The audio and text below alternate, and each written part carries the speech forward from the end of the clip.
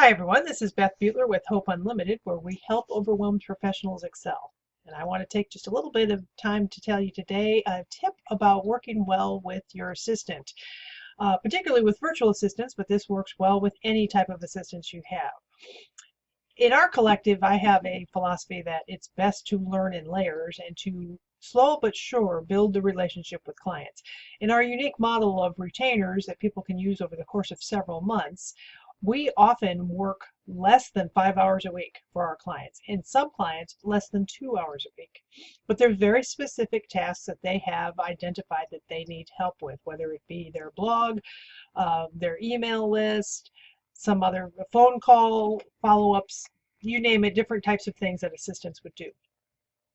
And as I introduce clients to the concept of being supported by us, I encourage them to identify the one or two pain points, the things that cause them stress, that if they could offload that to an assistant, that would make their lives a little less overwhelmed and easier.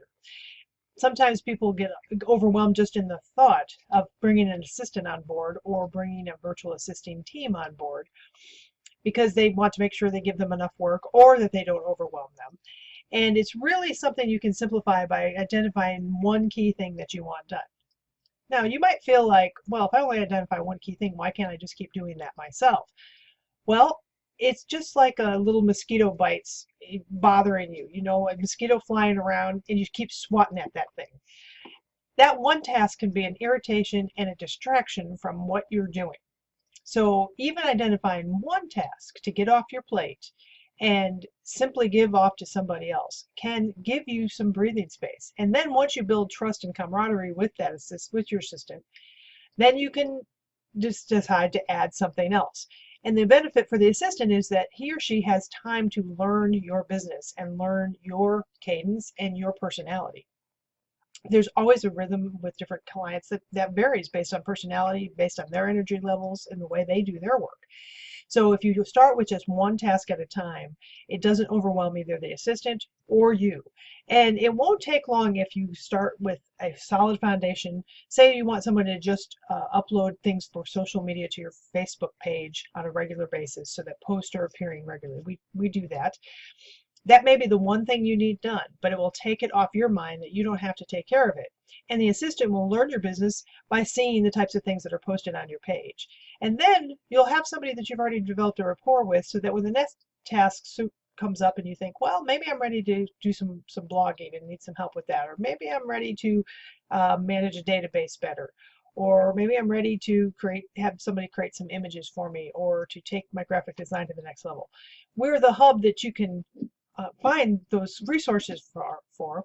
But even if you don't use us, taking time in the stair-step kind of layered method, like you're building a sandwich or you're building a brick wall, you lay the foundation of the first thing that's the biggest pain point and let that be what your team learns or your assistant learns, and then you can move on to the next thing.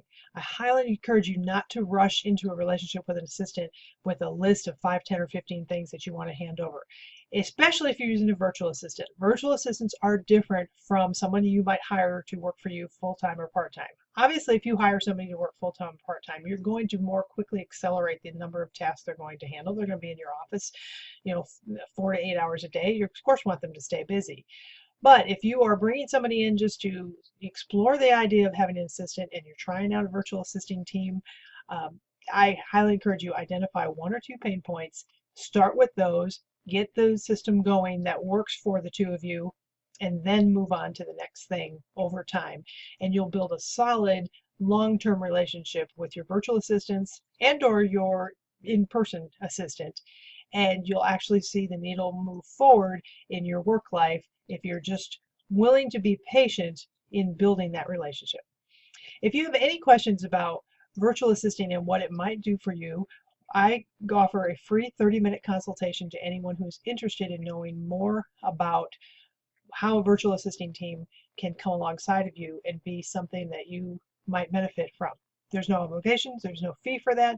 If you'd like to schedule one, just use the contact link on my website, bethbutler.com. Shoot me an email and we'll get something set up. Thanks for watching my YouTube channel. Hope you'll subscribe and watch for the other hints that come your way. We try to put one up. I try to put one up every week. And just to help overwhelmed professionals excel, whether you hire us or not. We want to be a resource for you to give you encouragement to help you overcome overwhelm. Thanks for watching.